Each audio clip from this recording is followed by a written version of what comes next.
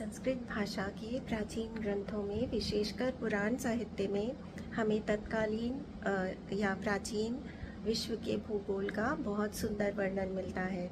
बहुत ही clearly mountains यानी कि पर्वत, नदियाँ और कॉन्टिनेंट्स इत्यादि का क्लियर वर्णन हमें पुराण साहित्य में मिल जाता है।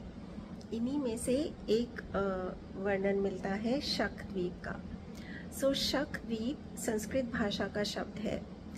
इसका यूनानी भाषा में रूपांतरण होकर बन गया सीथिया। शक द्वीप से बन गया सीथिया। प्राचीन सीथियंस मग कहलाए। मग संस्कृत भाषा में उसे कहते हैं जो सूर्य भगवान का उपासक हो। प्राचीन सीथियंस या मग लोग सूर्योपासक लोग थे। और इसका एक बहुत ही क्लियर उदाहरण हमें पुराण साहित्य में विशेषकर गरुड़ पुराण में मिलता है, जहाँ एक प्रसंग आया है कि भगवान श्री कृष्ण के पुत्र साम थे। उनको किसी प्रकार से कुष्ठ रोग हो गया था। उनका उपचार सूर्योपासना बताया गया। सूर्योपासना के पश्चात जब उन्होंने रोग से मुक्ति पाई तो उन्होंने भगवान सूर्य का एक मंदिर बनवाया चंद्रभागा नदी के तट पर।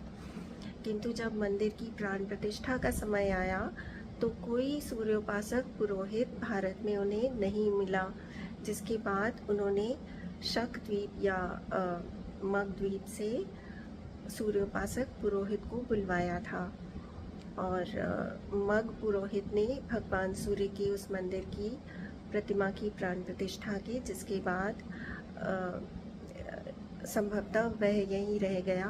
और यह प्रसंग गरुड़ पुराण में बहुत क्लियरली मेंशन है, आप उसे जाकर देख सकते हैं। भारतीय प्राचीन परंपरा और इतिहास न केवल हमें आज के विभिन्न संदर्भों को समझने में मदद करते हैं, बल्कि इतिहास का बहुत ही क्लियर और अनपैरेलल्ड विवरण भी उपलब्ध कराते हैं। जी, धन्यवाद। Thank you.